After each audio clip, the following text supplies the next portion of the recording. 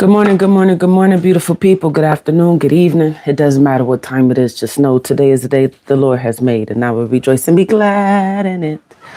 Why? Well, because God is good and He's good all the time. Duh. Man, we finally get to it. Right now, I'm watching my dogs. I got them outside. Then we're going to get started in this last chapter of Blood at the Root, man.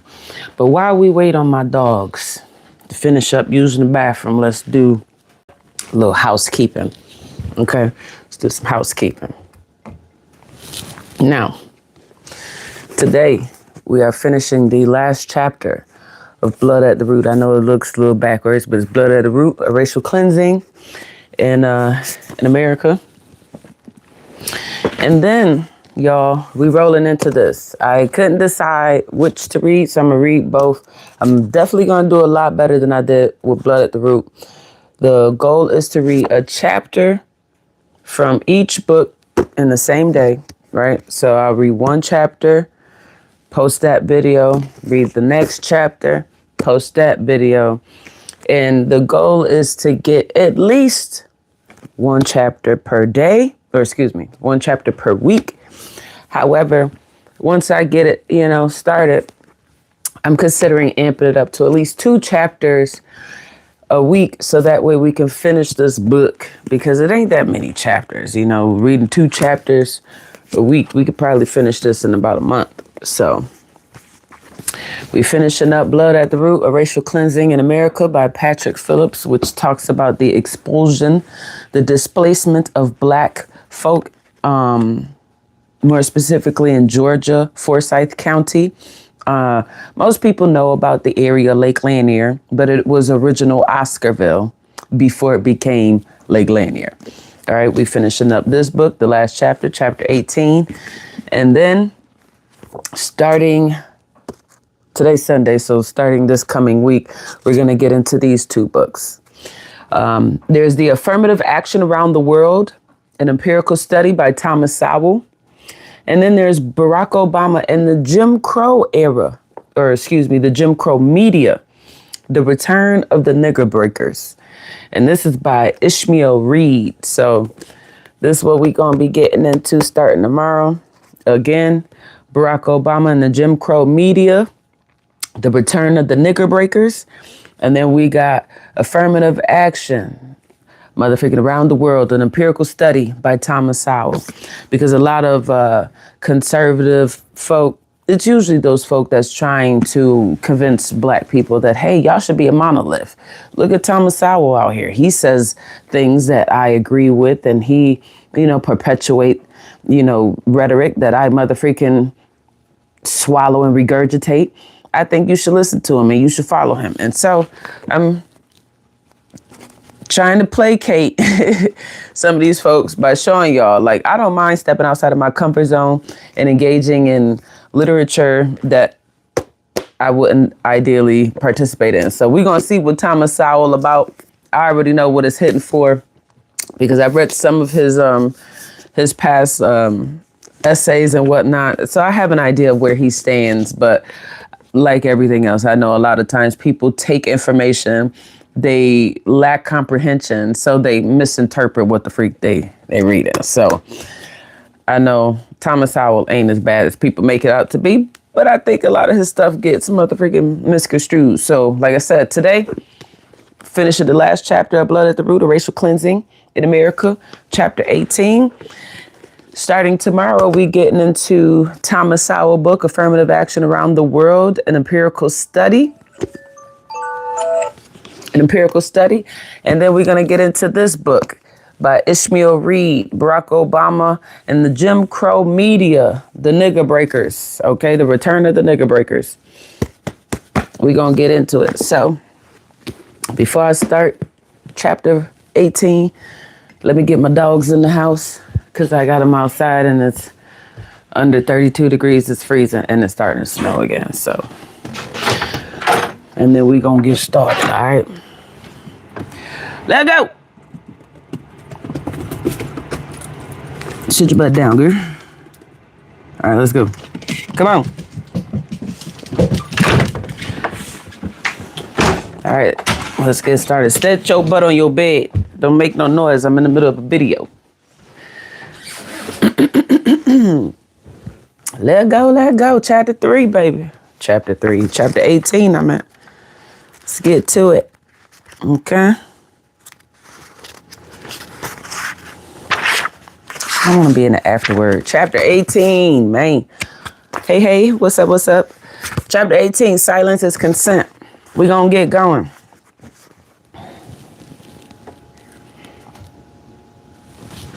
I want to lean back a little bit, you know what I'm saying? Television viewers around the country were shocked by scenes from the first Brotherhood March. Young white women yelling, "Nigger!" in the faces of peaceful protesters.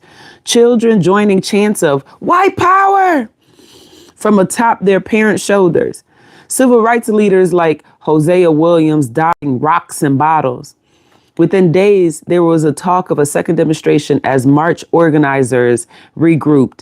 Dean Carter told the Gainesville Times that this second march will go all the way to the county courthouse, and Sheriff Wesley Walraven promised to be ready even if it takes 300 state troopers and every GBI agent in the state. When forecasters called for snow on the proposed date of the protest, Hosea Williams told reporters, "We're going to march again in Forsyth County, whether it's cold as ice or hot as it is in hell." I feel you, brother. I woke to the sound of helicopters passing over our house on the morning of January 24th, 1987, and I realized just how different the second march was going to be when we were stopped at a military checkpoint just outside of Cumming and had to wait as bomb-sniffing dogs checked our cars. Forsyth's white supremacists might have dominated the headlines on January 17, but a week later, it looked as if the whole county was being dragged, kicking and screaming into the 20th century. This time, 1,500 jeering counter-protesters were held in check by 350 state troopers, 185 Georgia Bureau of Investigation agents, and 2,000 soldiers of Georgia National Guard. The second Brotherhood March is the best known part of Forsyth's story, as it was covered by national and international news outlets, which broadcast images of 200 charter buses driving up Highway 400, bringing more than 20,000 peace marchers to Georgia's notorious White County. Among those who marched were famous veterans of the 1950s and 60s civil rights struggle, including John Lewis, Andrew Young, Julian Bond, Joseph Lowry, and Coretta Scott King, who called the protest a great coming together of the family, the movement, and the followers of Martin Luther King Jr. Georgia Senators Sam Nunn and Witch Fowler were near the front of the line, along with NAACP President Benjamin Hooks, U.S. presidential candidate Gary Hart, and dozens of celebrities and media personalities. See, this ain't no new phenomenon. People be talking about how celebrities and personalities be getting involved in politics now and how they shouldn't, and they should maintain within their workforce. And we see it in history. They've done it. I mean, like, when we look at motherfucking Muhammad Ali, the dude was an activist and active in activism. But let's continue.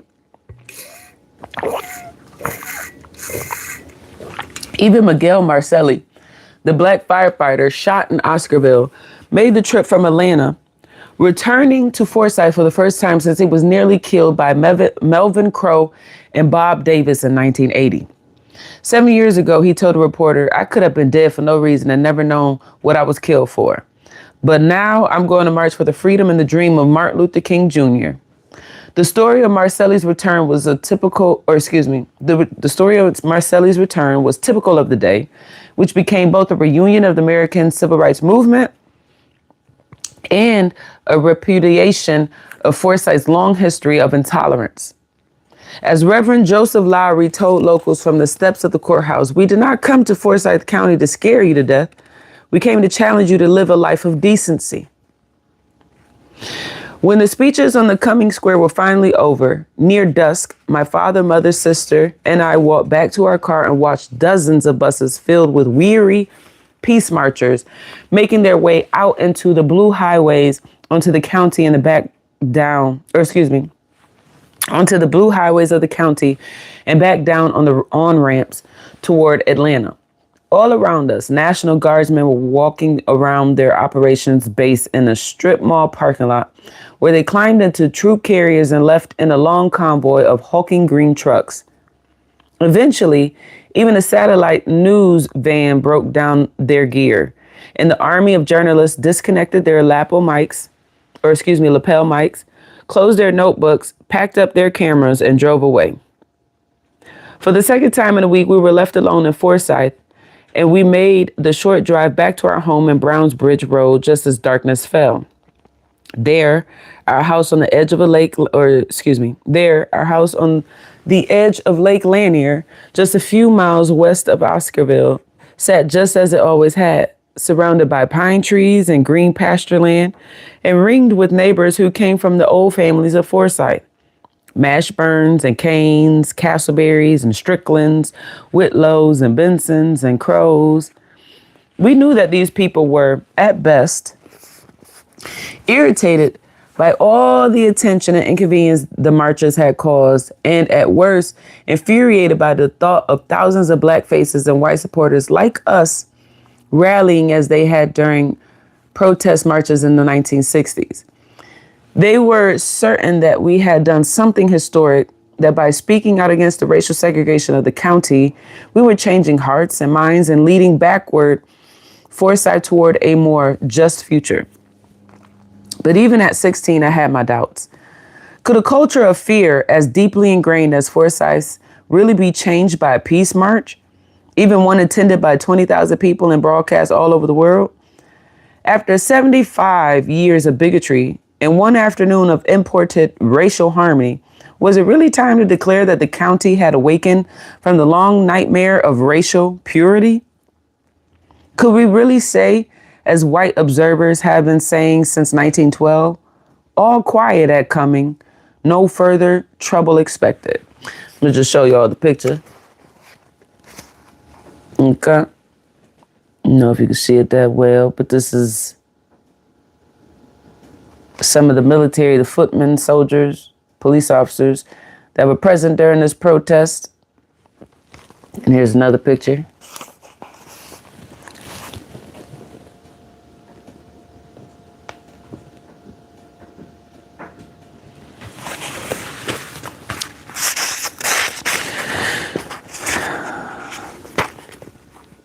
And just show you another picture. This is the National Guard.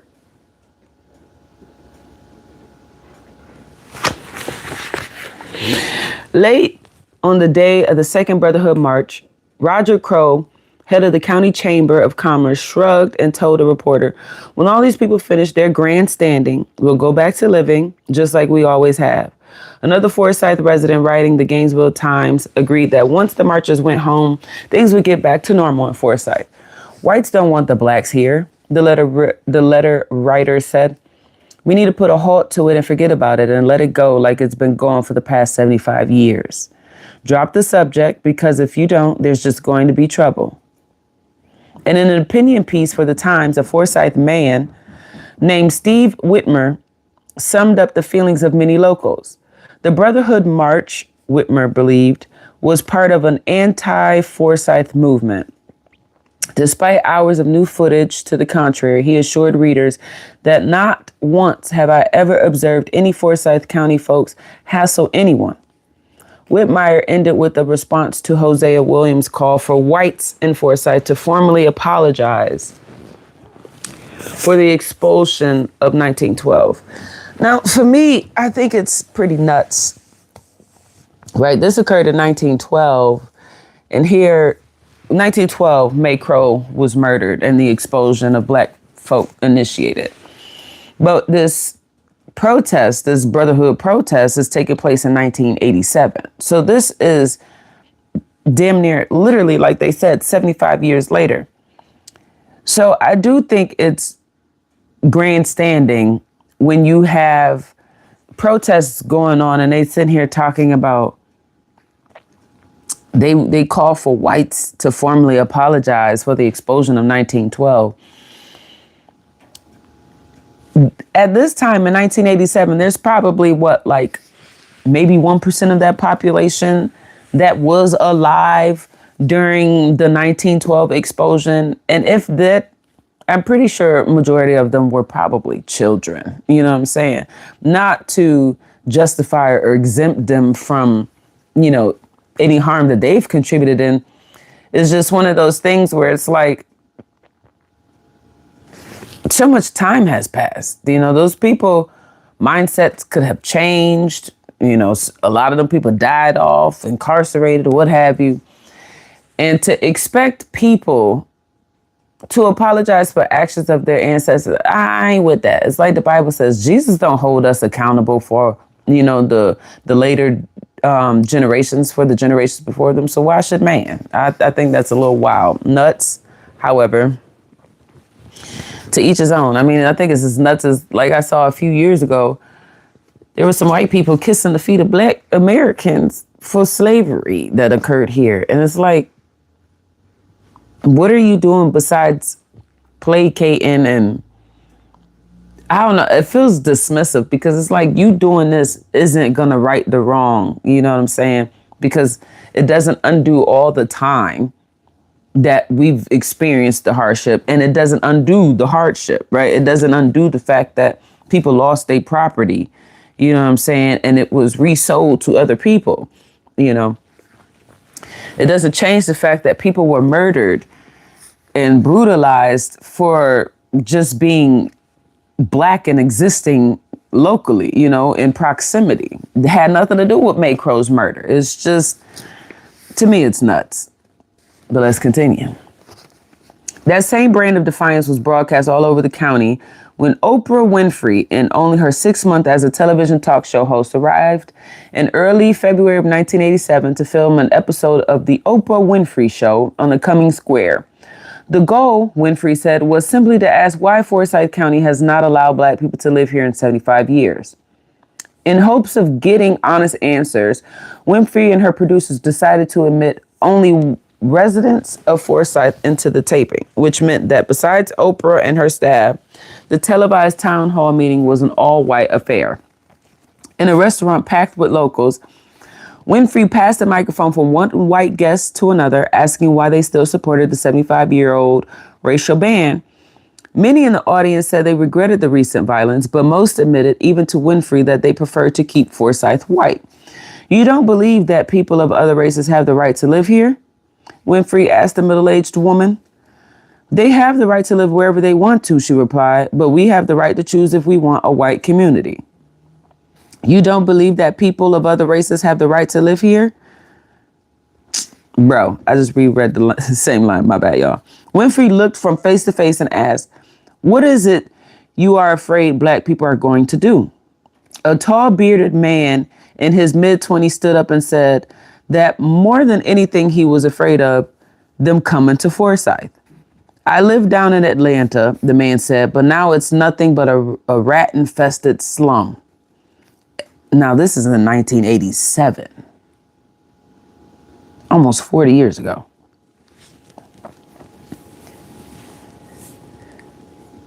Wow. Okay, so it's nothing but a rat-infested slum. As people around him clapped and nodded their heads in agreement, he said, they don't care. They just don't care. This is like common rhetoric this is common rhetoric used to describe communities that are diverse. Atlanta, I've heard the same thing being said about Rochester, New York, by people that live outside of Rochester, New York, which are predominantly white people. These are people that come from Rochester suburbs. Hills have eyes. They come from the rural parts, you know what I'm saying? They come from the caves. And they be saying some of the same wild stuff, overlooking the fact that you blaming people for an infrastructure that existed before the people got here, right? You blaming people for a systematic system that existed and that's been in operation before they got here. So blaming people for something that they ain't got no control over, they just living there because this is what they can get within their means with the way that the infrastructure is set up. I think it's asinine to motherfucking blame people for stuff that they ain't got no control over. I think it's crazy.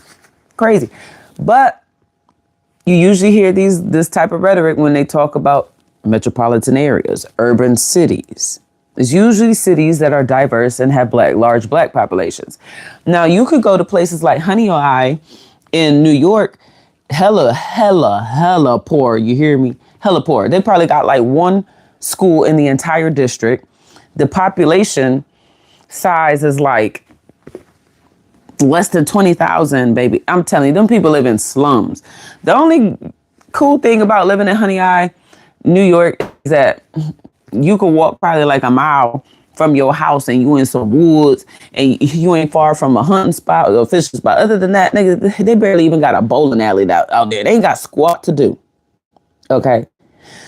But when you hear people talk about crimes, they don't flock to these homogeneously white neighborhoods. They don't flock to these homogeneously white and impoverished neighborhoods.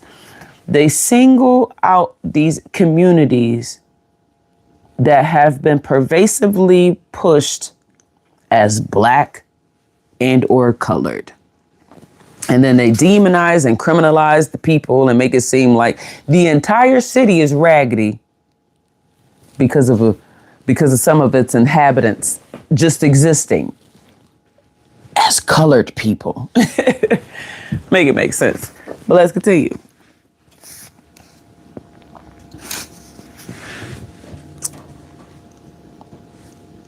So they want a white country.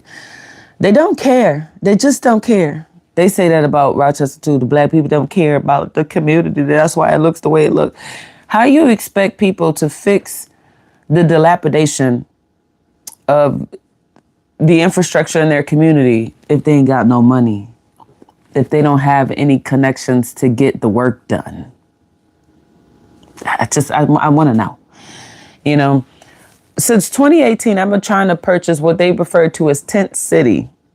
It was a building over 100,000 square feet, and it was in dilapidation. It was like a squatter hold. People would go in there to do their drugs, homeless, or be in there squatting. I'm pretty sure a lot of criminal activities is happening in there. You know, strange activities involving the government because they use empty buildings. You know, like we seen in Supercell. They be using them motherfucking empty buildings to do weird activities. But I remember I've contacted these people for years. It was like 5 years trying to purchase this building. And they blocked every effort of me purchasing it. Every person that inquired about purchasing Tent City was shut down until recently. It was sold to some big investment company. And then not even a month after it was sold to the big investment company, Tent City ends up burning down. There's less than 5% of the building still up of 100 and some odd thousand square feet building. Several floors. Less than 5% of the building is left behind after a fire that many speculate to be intentional after they sold it to them big investors. So people be sitting here talking about pull yourself up by your bootstraps and get your life together. You got a bunch of people doing that. And y'all still spewing the same rhetoric because outside looking in, it don't look like there's any change. Why don't it look like there's any change yet you got people out here pulling themselves up by their bootstrap? Because pulling yourself up by your bootstrap doesn't work when the environment that's around you is set against you. You can pull yourself as much as you want. At some point, you're going to lose motherfucking circulation. And you're probably going to have to get your feet amputated because you done lost circulation for so damn long from the bootstraps being pulled up so motherfucking tight. For no reason. But let's continue. All right. Asked if he meant the entire black race, the man said no, just the niggers.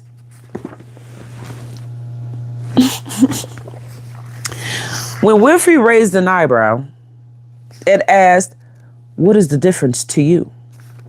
the man offered to help her understand the distinction. You have blacks and you have niggers. Before I get into this, white people love this concept. You got blacks and you got niggers. I be watching Hood Fishing on YouTube, and he gets in a lot of these altercations with white people who don't be wanting him to fish in the area that they reside because he black. He could be on land, he could be on a boat, in the water. It don't matter. They complain like hell. And I remember they was sitting here harassing that man, harassing him, and he was, talking about, he like, man, mind your business. I'm just here temporarily get my stuff, going about your business. They started hitting him with the, oh, I don't like your kind. Why you don't be like the rest of it? See, I like them. They started calling them racist. He's like, I ain't racist. I like this dude right here. Whole time he was saying that he liked this one black dude because the one black dude wasn't saying nothing. He kept saying, why you don't be like him and shut your mouth? See, I like him. That's a smart boy right there.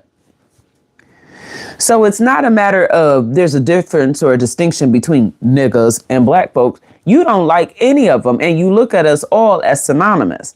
It's just you try to apply this like, well, you're a decent black person because you participate in this inferiority concept that we motherfreaking are trying to push out there, right? You don't say nothing when we come in here, you don't defend yourself. I mean, we see it time and time again. How many times the police run up on black men and most of them just, they take it. I see it all the time. The police run up on these black dudes, be snatching them up, throwing them around, and it be black women out here damn near getting in fist fights trying to defend these dudes. Whether it's their son, their husband, their motherfucking brother. Don't forget about Mary Turner, who was a pregnant woman who was murdered for vocalizing the murder of her husband. She was a pregnant woman whose baby was carved out. She was set on fire. Had her baby carved out of her belly. Her baby hit the ground, whined, and the people stomped her baby out to death for vocalizing the traumas and the troubles that her family endured, her husband. So we see it time again where black people are bothered. Now, people love to hit black women with this, you aggressive black woman, she talks too much, she's so loud. Because black women ain't got no problem telling you about yourself, whether you a man, woman, white, black. But then I see some of these black dudes, they pussyfoot with these white dudes or these white adjacent folk. And then the ones that pussyfoot get called, oh yeah, that's the type of black person you should be like, because they ain't saying nothing. They not challenging us. They not talking back. It's cringe, bro. It's cringe. I seen it. I've done even seen it when I open my mouth and vocalize, and then I got the black man, hush, black woman. You gonna make matters worse. All right, Sambo. But anyway, look at that. Look at that. You have blacks and you have niggers, he said. You don't. But you're making up this distinction. Black people, they don't want to come up here. They don't want to cause any trouble. See, the good black person, it's like that concept with the good Asian, be like this person. They're good. This is the socially accepted version of y'all. This is the only version that we will accept. They don't want to come up here. You don't know nothing about black people. They don't want to cause any trouble. You don't know nothing about black people. That's a black person. A nigger wants to come up here and cause trouble all the time. That's the difference. Many in the crowd applauded as Winfrey lowered the mic to her side and simply stared into the camera. Now, I think it's interesting because nowadays you got white people referring to young black men and women as YNs, young niggas. It don't matter if you put a Y in front or you put nigga by itself. Y'all. Sometimes I really think we need to go back to like the 90s and the 80s, the mentality that chattel slavery black folk had. Because I'm telling you, the 90s and the 80s, this nigga word wasn't so loosely, disseminated by non-black folk. And if it was, you got handled, okay? Handled. I think we need to get back to this time.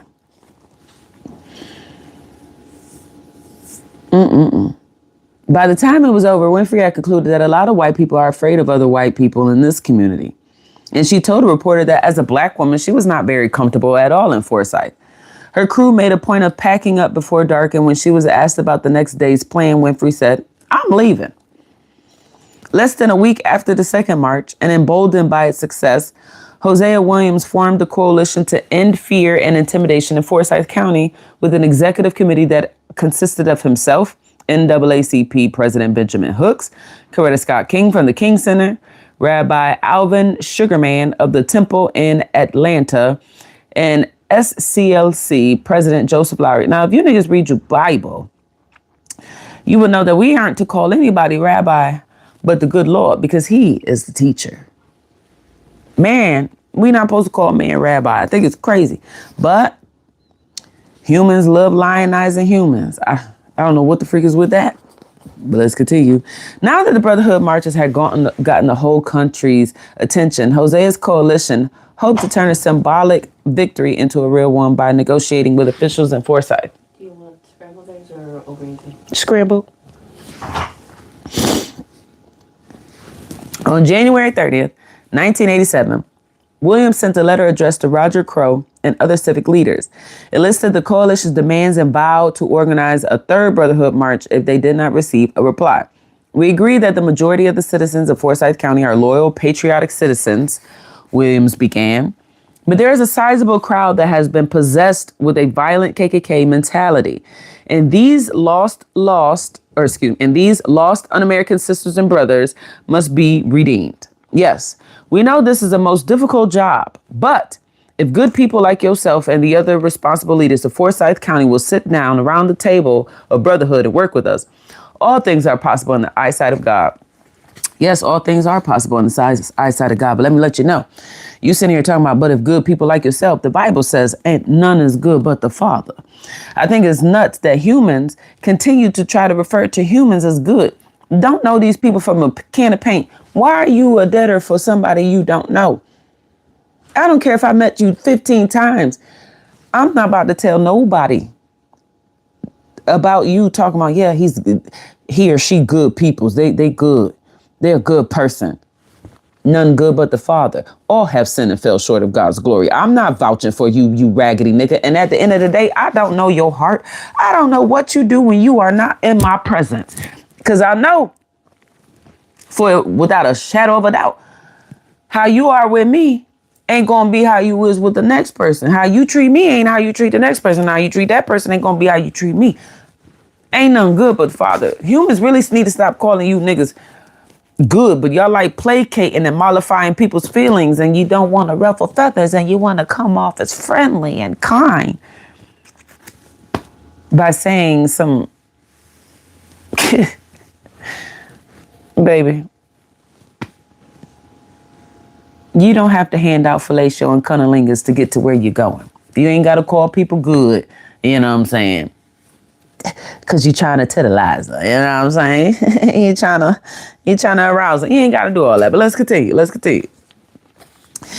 After that conciliatory opening, let me see how many pages we got left, because my wife's about to be done cooking soon. Okay, we getting there. After the conciliatory opening, Williams shifted gears and listed the steps county leaders would have to take if they wanted to avoid a repeat of the previous week's march. Williams demanded first and foremost that persons whose land was unlawfully seized be fully and completely compensated. He also demanded an investigation into violations of federal laws regarding equal employment opportunities. Third, he demanded an investigation into violations of the 1968 Fair Housing Act. And fourth, that blacks be employed in local law enforcement in significant numbers. Mind you, this is 1987. In the 80s, there wasn't that many black police officers like how we see now. Some of these efforts had to do with that. Finally, Williams demanded that educational exchange programs for teachers, students, ministers, and law enforcement officers be developed between Forsyth and Atlanta's Fulton County. With his list of demands, Williams made it clear that the coalition would not be satisfied with vague promises and smiling reassurances, and instead wanted specific concrete action. 29 years later, Hosea's letter looks like a blueprint for confronting deeply ingrained bigotry and for combating the kind of institutional racism that persists in so many American communities in the 21st century. From Ferguson to Charleston, Baltimore to Staten Island, instead of lip service, the coalition wanted financial reparations, the enforcement of federal laws, an affirmative action program to recruit and retain black officers, which I need to specify because a lot of people have this misconception that affirmative action disproportionately benefited black people, and it didn't. Affirmative actually disproportionately benefited white people. In fact, queers, poor, Asians, everybody but black. So when you go to these schools like Yale and you be looking like, how all these Asians here, but then you see the one or two black people, don't just assume that the black people are there for affirmative action. When you got hillbilly Bob out there who's referred to as white trash, who grew up in poverty on government assistance, attending city school districts and community college. Now he's sitting his butt up in Yale. Don't think that white man got there, that white boy, that white girl got there on their own merit, on their own effort. Affirmative action benefited them. When I was in college, there's this program called C-STEP. They have one, it's also called McNair, but in New York, it's called C-STEP. It's called Collegiate Science and Technology. I forget what the E stands for, program. And you basically had to be a part of a disenfranchised group to benefit off of C-STEP. C-STEP provided you all types of stuff. Like they gave you stipend for books, or they gave you access to books from, students that finished the course and turned in their books. They give you some books. They pay for classes. Like for me, I'm pursuing law. And so I've actually taken the LSAT off of the funding of C-STEP. C-STEP paid the $222 for me to take my LSAT testing for law school. That's a benefit. However, in the school, Brockport probably had a population of all them people, about maybe 2% of them are black. There was nowhere near that in that C-STEP program. I was one of 2 black people in that program. Everybody else was white and Asian. And when you talk to a lot of them kids, they was talking about how they came from, poor neighborhoods. They came from, their parents ain't got no job. They mama on disability, or maybe they people's on welfare, or mother freaking, what I'm saying? They queer. They mother freaking parents ain't got no education. You see what I'm saying? White people benefit off of affirmative action too, because it don't take much to become a disenfranchised member. Incarceration puts you in a disenfranchised group. A white man, a white woman now becomes a disenfranchised group member because at some point they was incarcerated. So please, gain a little education and stop with the misconceptions applying affirmative action solely to black people like it's synonymous does. Most of the stuff that was created under the guise of helping black people benefited everybody else but, okay? But let's continue. You only know that by reading books and gaining knowledge. Let's continue.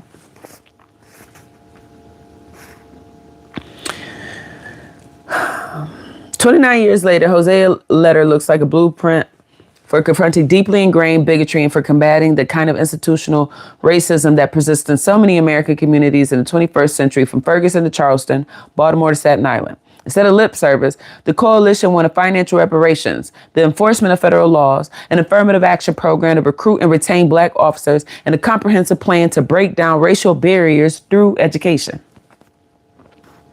Essentially, they believed that Forsyth's race trouble in 1987 could be cured with the same methods that had worked in Hall County in 1912. Prosecute crimes committed against black victims and stop treating Forsyth's whites as if they were somehow exempt from the United States Constitution and the laws of the United States Congress. To God be the glory. Yes. The coalition's list of demands was a bold opening, but what happened next was a repudiation of nearly all their goals. Cumming leaders agreed to the formation of the Cumming Forsyth County Biracial Committee, but disagreed on both its composition and its mission.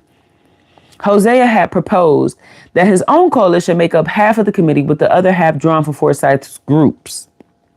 But Cumming's white leaders said that the African-American half of the biracial committee should be made up of unspecified leaders of the black community, and that it should work broadly on the issue of race relations and respond to issues and questions raised in recent weeks. After a lifetime of fighting for equal treatment, and after being told throughout the 1950s and 60s that white Southerners needed patience and time to change, Hosea smelled a rat. His reply was unequivocal. Gentlemen, This is almost unbelievable. Please understand that in order to change Forsyth County to a just democratic society, we will not accept you going out across the state and getting some black Uncle Toms who are controlled by other white interests. Sambos, I get your flow though. Hosea also made it clear that he expected the biracial committee to discuss not broad issues of race in America, but the coalition's specific itemized grievances. The primary responsibility of the biracial community or community relations committee is to solve the demands that were stated in our communication.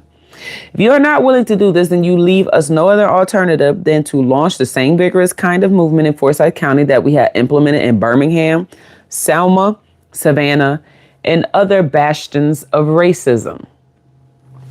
After the Brotherhood March, soaring rhetoric about a new day dawning. By early February, this is where things stood. A group of white local leaders were unwilling to accept Williams' group as equal partners, even though the coalition included the widow of Martin Luther King Jr., the head of the NAACP, a leading Atlanta rabbi, and the head of the Southern Christian Leadership Conference. Whites in Forsyth were also reluctant to investigate violations of federal employment and housing law or to seriously consider compensating victims of the 1912 expulsions. Only a week after news cameras recorded shocking scenes of mob violence out on Betheview Road, the meeting rooms of the Forsyth County Courthouse were also filled with racial strife as local lawyers and businessmen rebutted the notion that Hosea Williams and the black people he represented deserved anything at all from the county.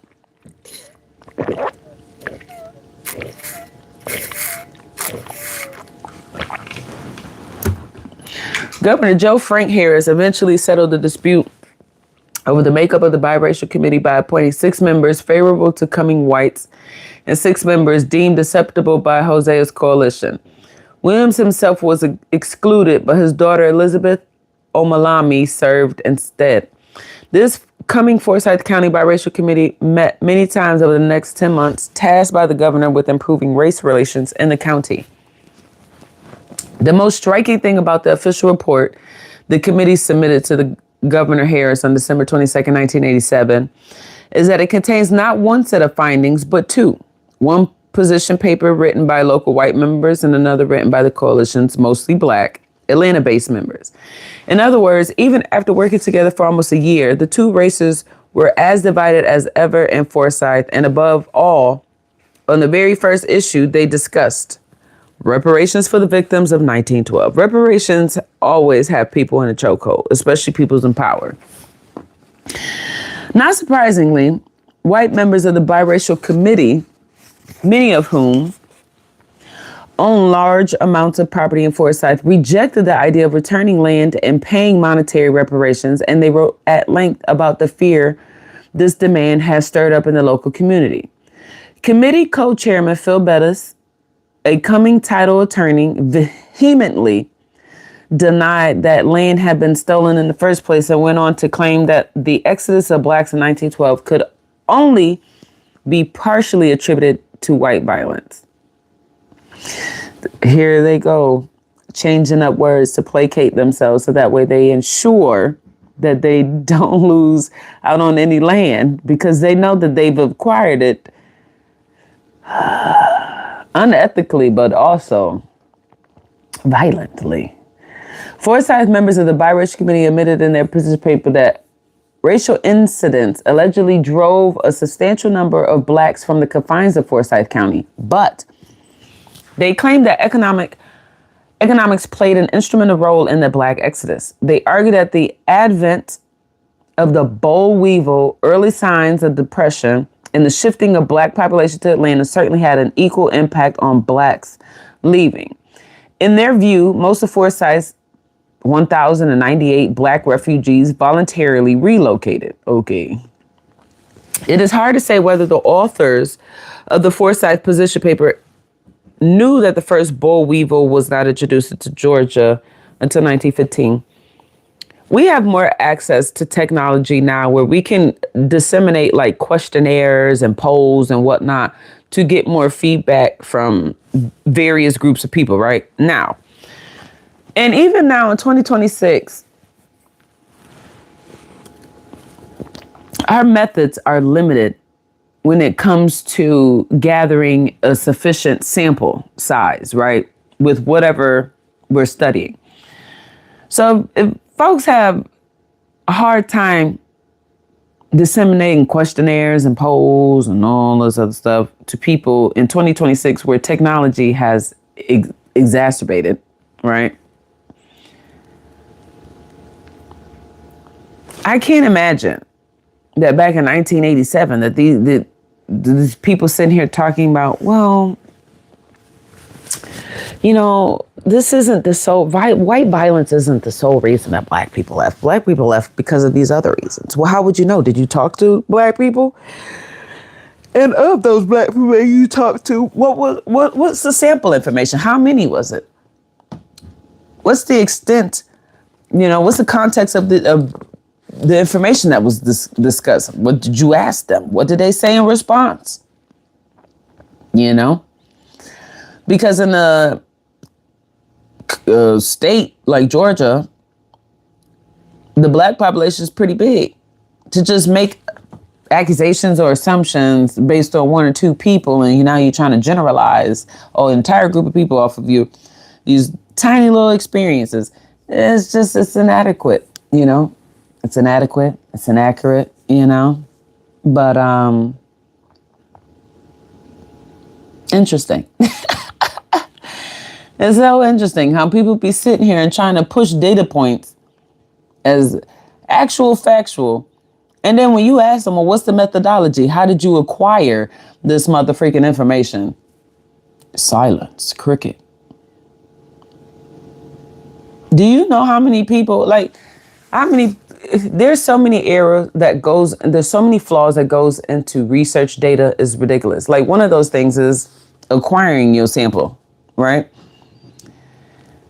Most people, when they do research, they target colleges and prisons. Why? Because there's always people there. And you could kind of incentivize them to answer polls, questionnaires, etc. It's kind of hard getting regular people who live out in society to answer your questionnaires and your polls. What you gonna do? Mail it to them? They pick it out their mailbox. What is this? Trash. What are you gonna do? Send it to their phone? They gonna look at it, spam, block. So it's like, how accurate is your data set, you know?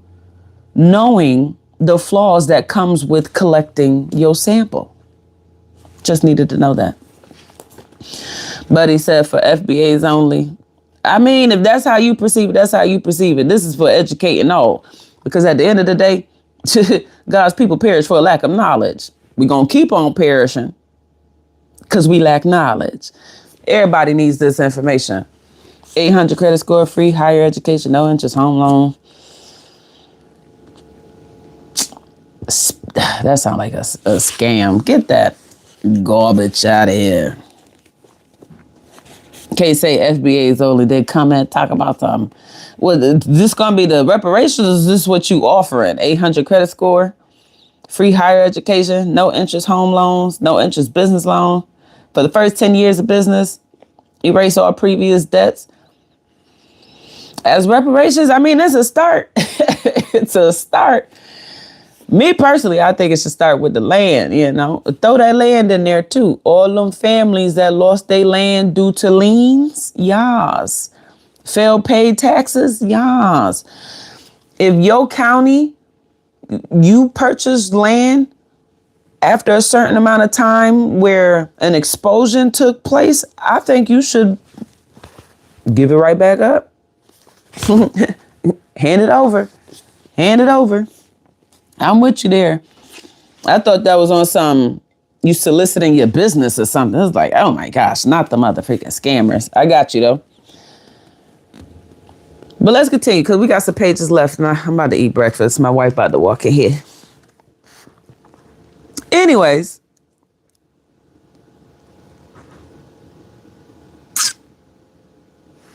See, they even talk about it, to many of whom they talk about the homes and the lost homes. I freaking love this book.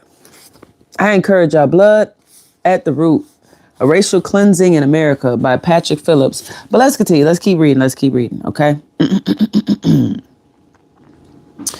Many of whom they ain't have no, I'm about to say, where's my little sentence? Oh, I skipped a page.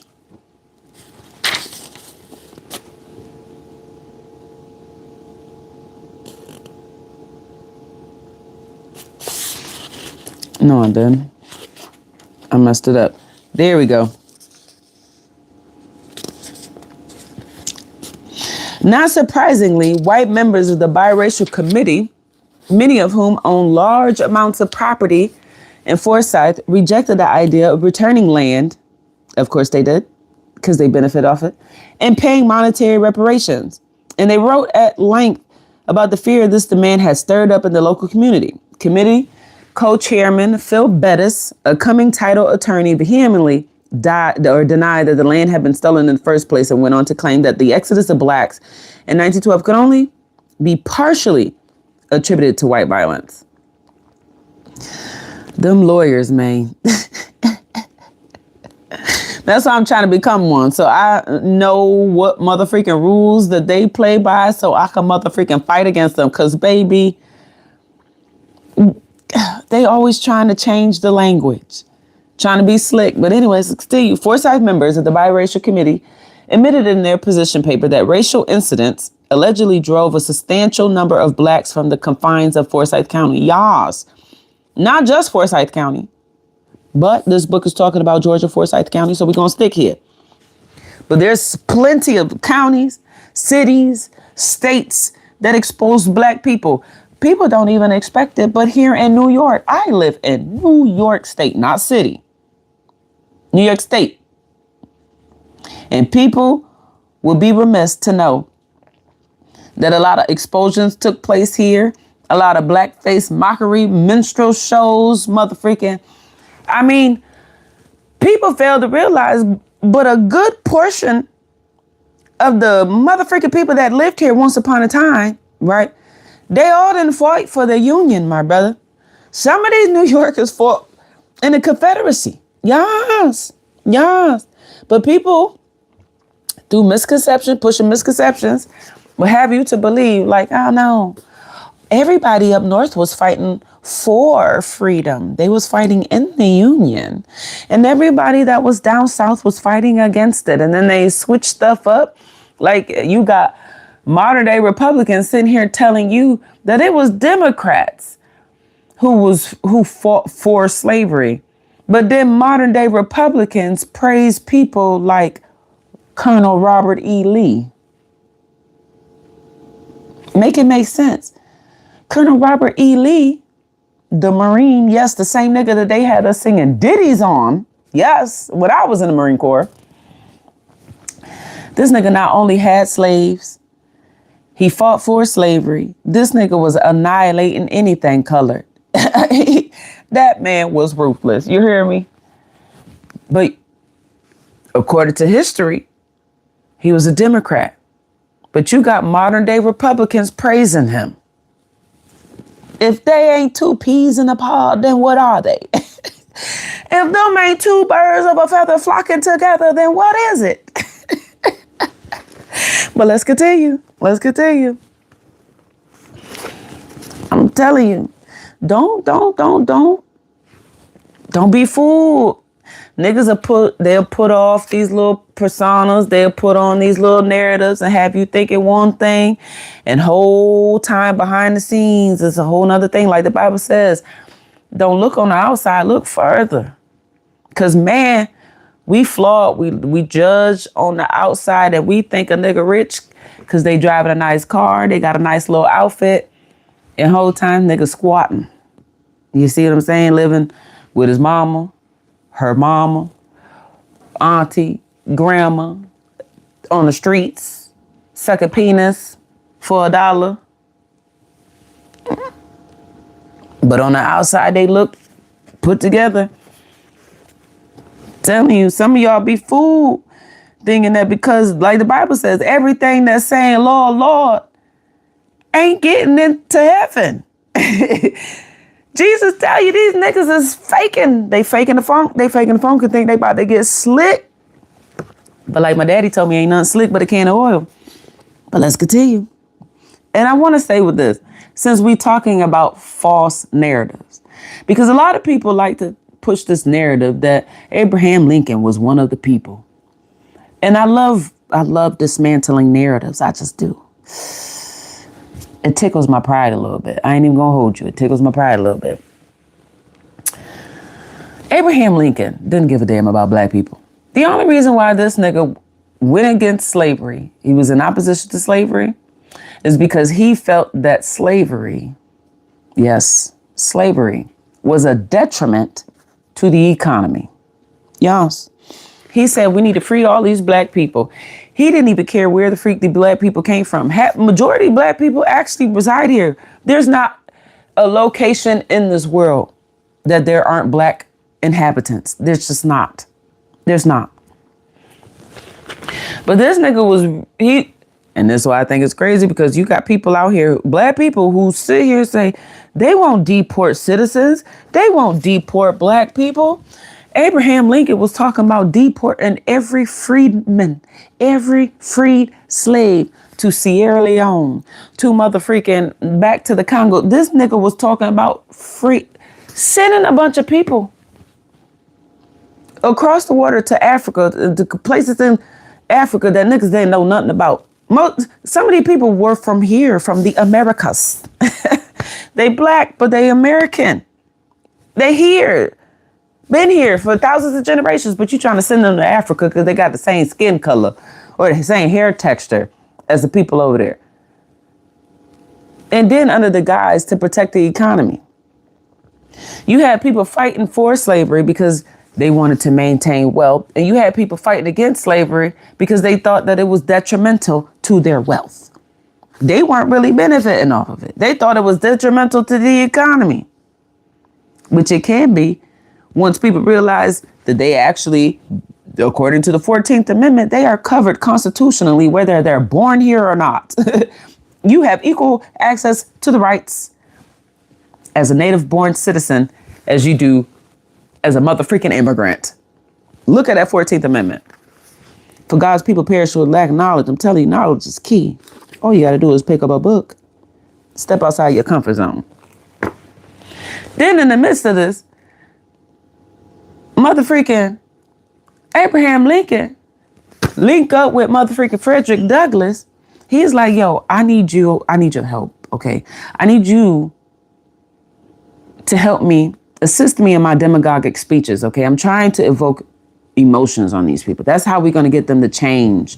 We got to evoke some emotions because we ain't gonna, the food's ready? Okay. I'm gonna finish. But we gotta evoke some emotions on them. They're not gonna motherfreaking want to get rid of slavery, if we don't appeal to their emotions. So what did he do? Not only did he drag Frederick Douglass around just so Frederick Douglass could take off his clothing and show, the bruises and the stripes and the pain that he went through, the turmoil. Not only that, but they literally used biracial people. And when I say biracial people, I'm not talking about biracial people like myself, because I am biracial, predominantly black, but I am biracial. My mama is half white and my mama is half white and she's half black and my daddy is predominantly black. You got a little white in there. But y'all know how that chattel slavery is. You can't hide that. You can't stop the white from getting in there because rape and all that wildness. But then, let me tell you,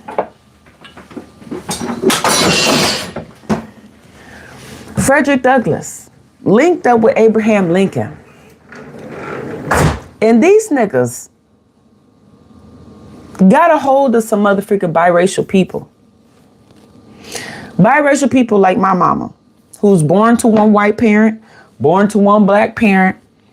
And they said, white people. Look at these people. They look just like you, and they are enslaved.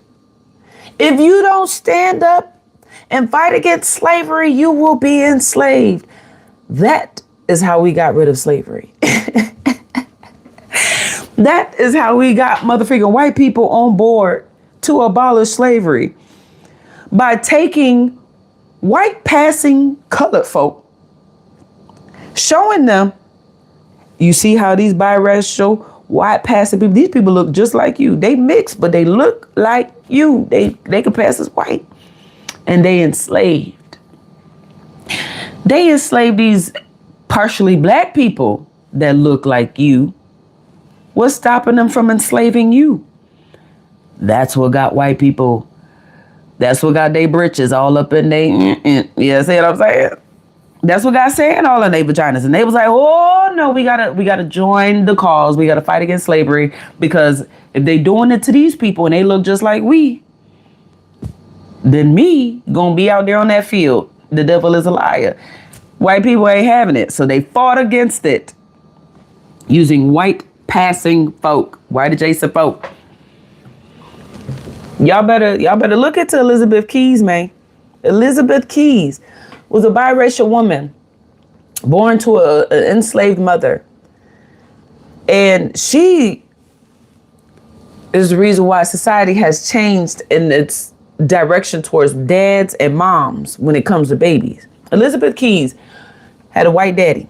She was born in the late 1800s. She had a white daddy and a black mama. Her black mama was enslaved. Elizabeth Keys was like, hell no, I'm done with this life. I'm suing for my freedom.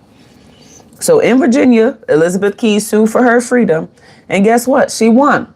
She won because she said, she took the status of her daddy. She said, according to the law, you cannot enslave Christians. My daddy is a Christian. I took the status of my daddy, who is a Christian. That means you can't enslave me because I'm Christian. So what they do? Elizabeth Keys won her civil suit. She won her civil suit. They said, you right, we cannot enslave Christians. And you are in fact a Christian because you took the status of your daddy. Then that's when they was like, we ain't about to lose no more. We ain't about to lose no more money to this. No. We can't have a bunch of people suing for their freedom. So we about to change the laws. This is when the laws changed. Now, the status of the child solely comes from the mama. In the late 1800s in Virginia, the Supreme Court passed the law where you born to a black mama, baby, you take the status of that black mama. You born to a white mama, you take the status of that white mama. You take the status of your mama. You no longer take the status of your daddy. So that permitted white men to sleep with everybody that they wanted to, procreate and have as many kids as they want, and their kids will still be enslaved. They couldn't sue for their freedom because they can't take the status of their daddy. They can only take the status of their mama. Your mama enslaved, you about to be enslaved. No matter how pale color you are and how white passing. And at the same time, they made it illegal for white women to sleep with other races, because that's when they was like, okay, the status can only be attributed to the woman, the mama. Now we got to stop white women from sleeping with black men and black men from sleeping with white women and Asians and Native Americans. We got to stop the mixing of white women, because then they can still sue their freedom by taking the status of that white mama. And that is why, for the longest, yes, interracial mixing was literally illegal. That is why. To maintain status quo, man. To maintain wealth. To ensure labor and a labor force. Off the strength of slaves and sharecroppers. But let's continue, because we almost done. We got a few more pages. Oh, yeah. Okay. Let me see where I left off at.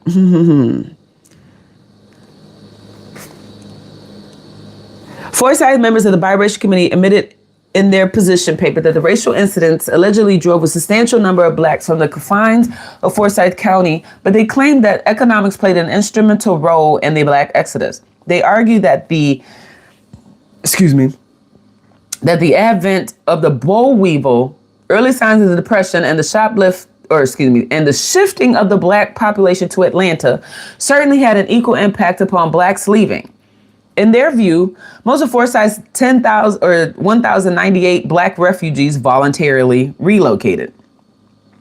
I guess they say the same thing about those that are incarcerated and dragged into the criminal justice system in handcuffs, right? Just voluntarily relocated. All right. It is hard to say whether the authors of Forsyth's position paper knew that the first boll weevil was not introduced into Georgia until 1915. They surely did know, as whites had bragged of it for generations, that the mass exodus of Forsyth's black population was not coincidental with mob violence, but in direct reaction to it. Despite the denials of men like Phillips and Roger Crow in 1987, when journalist Elliot Jaspin went looking in 2007, he discovered a mountain of evidence that the land of black owners had been plundered as abandoned lots were slowly, quietly absorbed into the property of their former white neighbors. I see why y'all so motherfreaking reluctant to motherfreaking render them reparations. Let me read that line again. Oh, Lord, Jesus. Despite the denials of men like Phil Bettis and Roger Crow in 1987, when journalist Elliot Jaspin went looking in 2007, okay, May Crow happened in 1912. The expulsion of black people happened in 1912. Black people started losing their land and property in 1912. Now they talking about all the way in 1987. Then fast forward to when Elliot Jaspin went looking in 2007. What was that? What was that, Jesus? 19 years ago? Oh, in my lifetime too, huh? I was what, 14? Oh my gosh. This wasn't way back when slavery existed, where, you know, when they say that nobody alive today was enslaved. But let's continue. When journalist Elliot Jaspin went looking in 2007, he discovered a mountain of evidence that the land of black owners had been plundered as abandoned lots were slowly, quietly absorbed into the property of their former white neighbors. Now that can't be no coincidence, huh, Jesus? No. Ironically, the written records of these thefts were housed in the basement of the county courthouse. Lord have mercy. And then they sit here and talk about these institutions is for the people. An institution referred to as a courthouse in its basement is storing the records of black thefts. And yet we still to this day in 2026 trying to calculate how black people going to receive reparations. Get your butt in them courthouses, into the basement, public information. Yeah. I'm telling you, it's about to get crazy. We gonna get them documents, but let's continue. Ironically, the written records of these thefts were housed in the basement of the county courthouse, just below rooms in which the biracial committee met. Would you look at that, Jesus? Just below a couple of rooms that the biracial committee met. If this ain't a telltale sign of theatrics, what is it? They got a whole committee, Lord, pretending faking the funk, discussing reparations, and the documents to support the claims is beneath them in the basement, hidden. It's crazy. Let's continue. Nonetheless, the position paper written by Forsyth Whites concluded that the charge of unlawfully taking land is an allegation without sufficient foundation in law or fact. Lawyers, man. Lawyers. That's why I got to get there. I need to know this knowledge, because what the freak is, they love playing with the words, man. So this is the lawman's way of trying to get out of it. They say, nonetheless, in this paper written by Forsyth Whites, we concluded that the charge on unlawfully taking land. So the land that we took unlawfully, the charge is an allegation that lacks sufficient foundation in law or fact. Now, why is that? Because numerous of times the law was called upon in Forsyth County to handle it. Sheriff Bill Reed, the motherfucking mayor, all this stuff is documented. They even ran up in the jailhouse and kidnapped black men, dragged them out and murdered them. So how is this insufficient? How is it lacking sufficiency in law or fact? When it literally occurred on the property of law. You can't explain stupid. Let's continue. Today, many of those same lots are homes, not to chicken houses, cow pastures, and hog pens, but suburban housing development. Filled with multi-million-dollar homes. What was once stolen with a wink and a nod at the county courthouse has now become some of the most valuable real estate in all of metropolitan Atlanta, in a place that is among the top 25 wealthiest counties in America.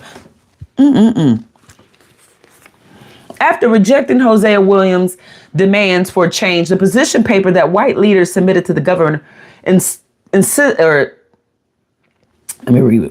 me go back.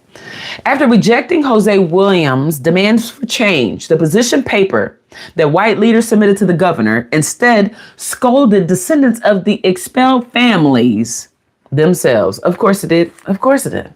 Victim blaming. OG victim blamers are the people in power. The report blamed them for perpetuating divisive and contrived issues and for harassing local whites with an ever-pointing finger of blame, which the report said fosters deep and perhaps volatile resentment. Oh, these niggas just be playing with words, bro. They just be saying any old thing. Give me a second. I want to circle these words so I can come back and look them up. Because I tend to do that when I come across a word that I am unsure. I forgot where the other one's at. I'll come back for that. I don't want to hold y'all too long, you know what I'm saying? So let's go. It's interesting. I should read that line again. Today, many of those same lots are homes, not the chicken houses, cow pastures, and hog pens, but suburban housing developments filled with multi-million-dollar homes. What was once stolen with a wink and a nod at the county courthouse has now become some of the most valuable real estate in all metropolitan Atlanta, in a place that is among the top 25 wealthiest counties in America. It's crazy how that works. It's crazy how that works. A lot of the wealth that is established in the United States, whether it's a community, an institution, or an individual, it's all off the backs of black people. But let's continue.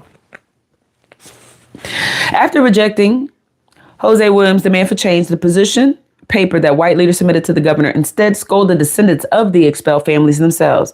The report blamed them for perpetuating divisive and contrived issues and for harassing local whites with an ever-pointing finger of blame, which the report said fosters deep and perhaps volatile resentment. Now, it's funny how they can switch this around and be like, you're pointing blame and all this other stuff. But where was this defense when they was running up in these people's homes, starting fires and kicking them out, shooting them, dragging them across the yards and stuff? Make it make sense. Let's continue. We almost done, y'all. We almost done. That Bettis and the rest of the white committee members still believe they had no apologies to make to anyone. Suggests that the ways in which white foresight denial was not just a product of racism, but a primary cause of it. By wiping the crimes of the past out of memory, generations of otherwise decent, law-abiding white citizens could go on believing that each new violent episode was an extraordinary event for which they bore no real responsibility. African-American members of the biracial community recognized the role of denial in perpetuating Forsyth's bigotry, and they said as much in the competing report that they sent to Governor Harris. There seems to be a prevailing philosophy in Forsyth, wrote a committee member, Felker Ward. What if the undesirable activity of the hate mongers and violence prone is ignored? It will go away. The fact is, however, that 7 of the 8 people arrested and charged after the first march were Forsyth residents. Such denial and inactions allows for the growth and spread of hate-filled philosophies and activities. Silence is interpreted as consent.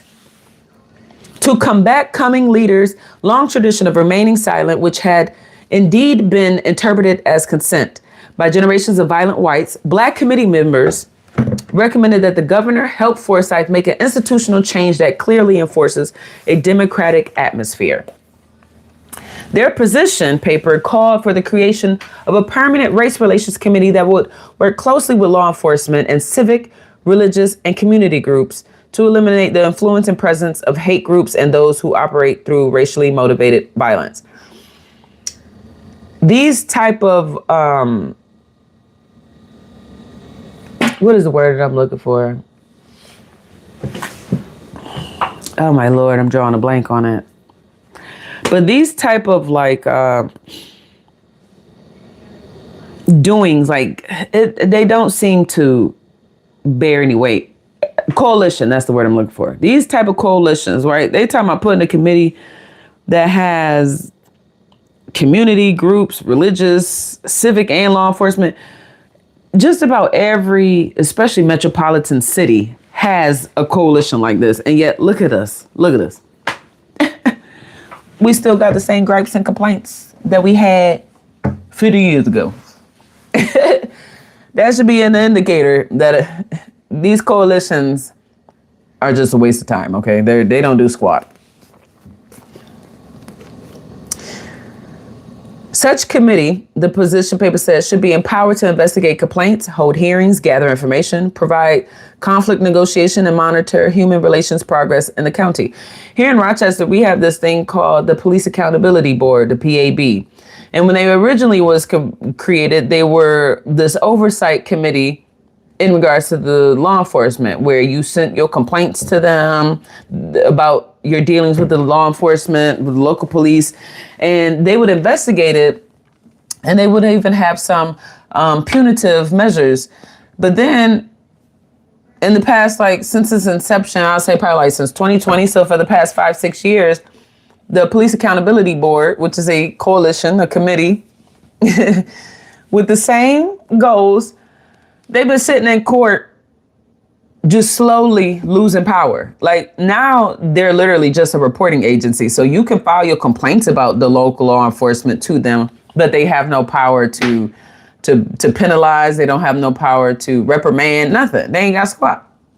So this is why I say these coalitions seem like futile efforts. It's just something that they do to make it seem like, hey, guys, look at us. We're working. Look at us. All the while they just wasting funds. But let's continue.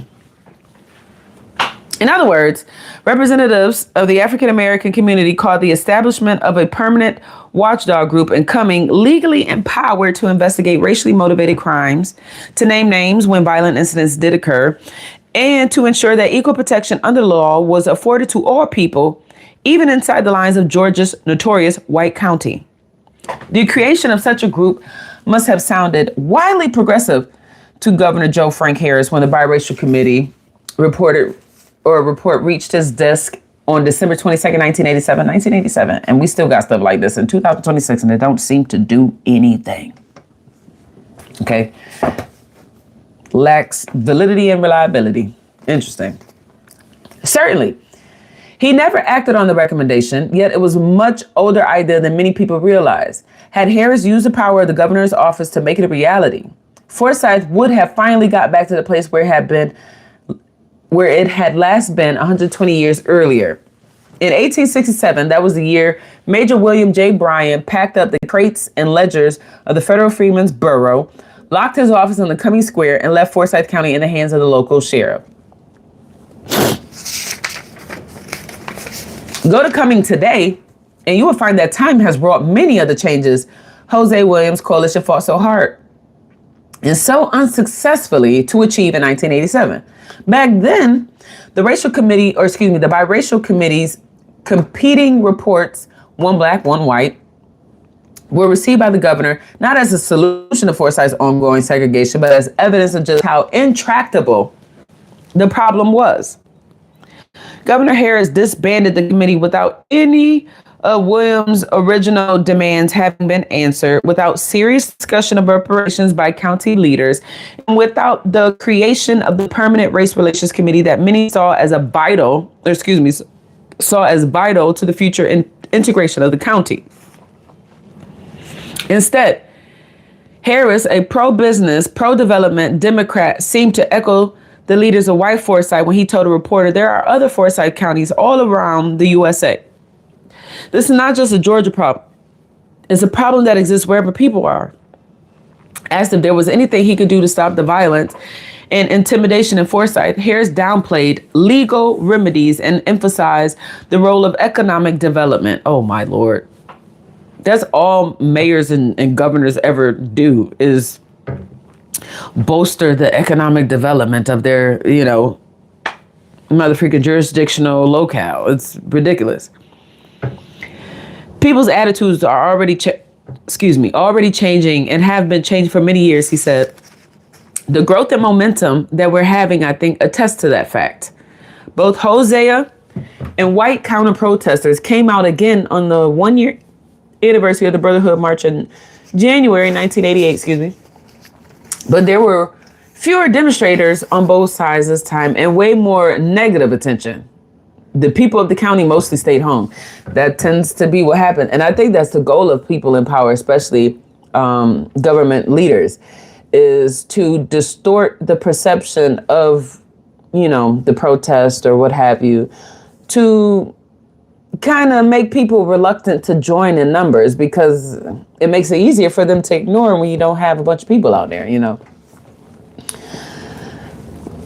Asked if the marches had changed anything in Forsyth, local resident Tom Pruitt shook his head. It doesn't bother me that they march, but to some people it's antagonizing. You can't push yourself on people. They get wild like rattlesnakes. In 1988, the same year Dukakis was winning against the presidential candidacy against George W. Bush, the daddy, to which George W. Bush, the daddy, cheated for his win because Dukakis was a Democrat who was also a proponent for furlough programs, pretty much anything dealing with prison and jail reform. So he was for education, furlough programs, and stuff like that. Well, Willie Horton, a man against any sound judgment, was released from prison. And if you were to check this man's background, he wouldn't have been no candidate for furlough. Like, it's more than obvious that he was intentionally released for this that I'm about to tell you. But Willie Horton was released against better judgment. When he got out, the nigga wreaked havoc, raped and brutalized a woman and her boyfriend, right? And then the news got wind of Willie Horton, plastered this man all over media, darkened his skin color to appeal to white anxiety, by feeding into the caricatures and the narratives that they try to push on black people about criminality and being demonic and evil and all this other stuff because of dark skin, darkness, dark spirits, all that bullcrap. And it worked. It worked. George W. Bush played to the fears of white anxiety. Next thing you know, he's sitting here talking about Dukakis is soft on crime. They letting out criminals, and everybody switched. They was like, oh no, we can't vote for him. Even the perception or the perspective towards prison reform and jail reform altered because people were fine implementing programs. They were fine because prisons, the carceral system was supposed to be rehabilitative. It's supposed to be restorative. It's supposed to not only incapacitate you to prevent you from committing further crimes, but it's supposed to change you for the better. So people was all for gaining educations and whatnot. And then out of nowhere it switched because of Willie Horton. Now all of a sudden they like, hell no, y'all too soft on crime. And George W. Bush won. And then that's when the switch occurred because after that, Democrats no longer had the lenient on crime approach. We're tough on crime. And that's when Bill Clinton came out with the crime bill. And now all of a sudden he hard on crime. And that makes it more likely for them to get voted for because now people are more supportive of crime control, especially as it pertains to controlling colored people. Playing off of white fears and anxiety. But let's continue. We almost done, y'all.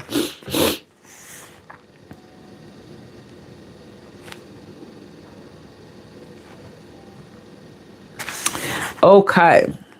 1988, yeah, because we started talking about Dukakis. In 1988, the Southern Poverty Law Center successfully sued Ku Klux Klan organizers for conspiracy to deprive the Brotherhood marchers of their civil rights. And my mother was a witness at that trial, testifying about her experiences on January 17, 1987. The class action civil suit resulted in a judgment that forced Klan leaders to pay nearly $1 million in damages and that hobbled both the Invisible Empire and the Southern White Knights.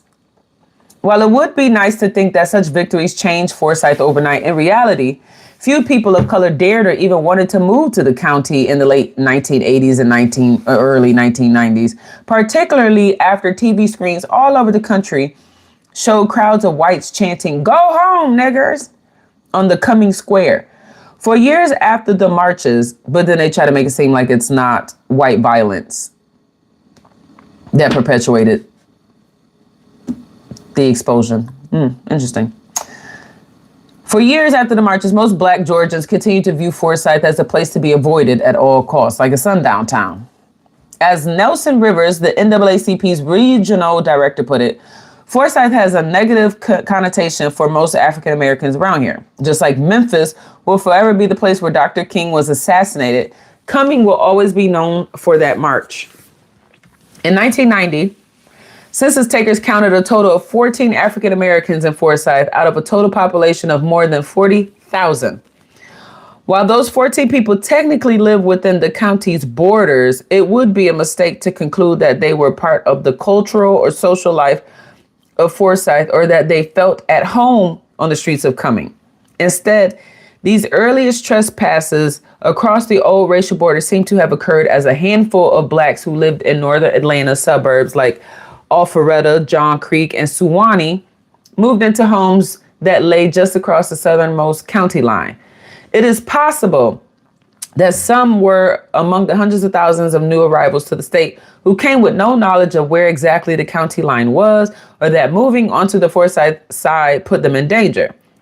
Whatever their reasons, those earliest black families took a tentative first step into the old white-only zone, and for the first time in living memory, the arrival of African Americans in Forsyth seems to have been met with silence.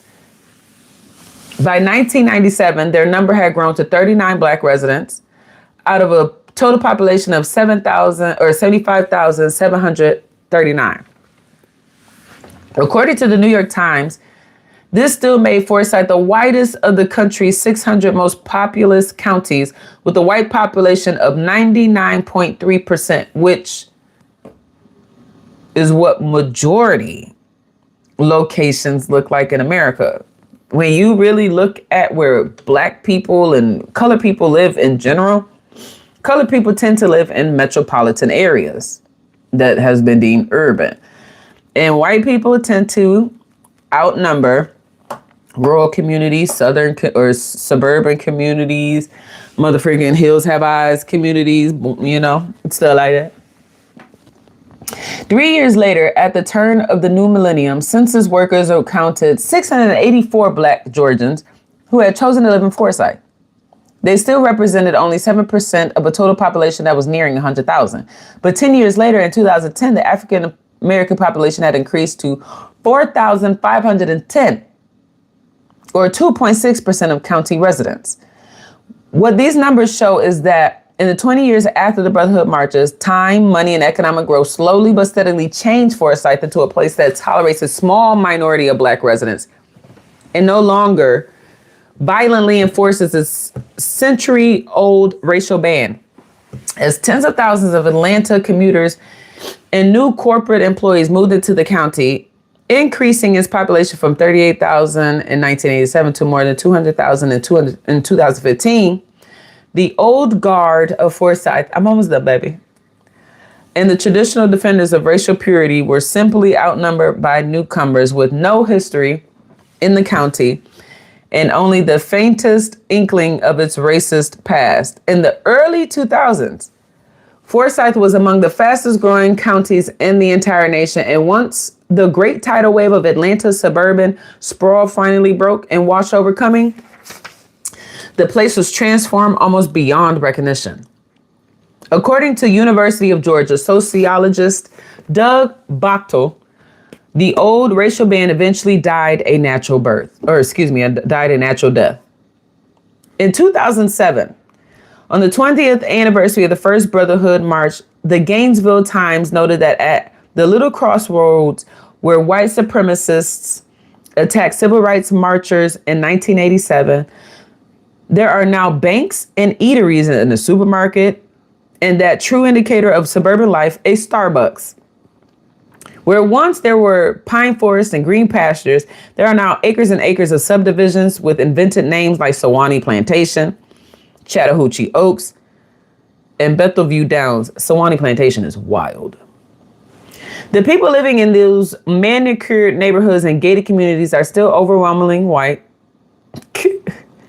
And many work for the multinational corporations that have established headquarters in the county, including Siemens, Tyson Foods, and Lafarge. But whereas in 1987, non-white residents barely registered in census data, today, Forsyth is 10% Latino and 8% Asian. The African community still accounts for just 3% of the total population. That's wild. But that number rises every year as the county's old reputation for bigotry fades into the prosperity and anonymity of the Atlanta suburbs, and as middle-class black Atlantans are drawn north by the same features that have attracted so many white transplants: a short commute to Northside Atlanta, deep housing stock, and one of the best public school systems in the state. As Alonda Waller, a new African-American resident of Forsyth, told a reporter, "I am the treasurer of the PTA. Come on, that should tell you something. They came a long way." Get it, sister. Boom. And that's the end of this motherfucking book, man. I hope y'all learned something from it. Make sure you go back on your own time. Get this book if you need to. Let me turn it around so y'all can see. Read it for real, without it being backwards. Blood at the Root, A Racial Cleansing in America by Patrick Phillips, man. Get y'all hold of this book and make sure y'all read. Okay? And keep in contact because I got another two books coming up. We got 2 chapters coming up this week. 1 chapter per book. I'm going to show you the books that we shall be reading together. So make sure y'all get these because y'all, we're going to be a better schedule. I need 10 seconds, baby. All right, y'all. Make sure you get these books too. Let me turn them around for you so you can see them. These are next reads right here. Get my little documents out the way. Affirmative Action Around the World, an empirical study by Thomas Sowell and Barack Obama and the Jim Crow media, The Return of the Nigger Breakers. I love y'all. God bless. Peace. I gotta go finish my renovations.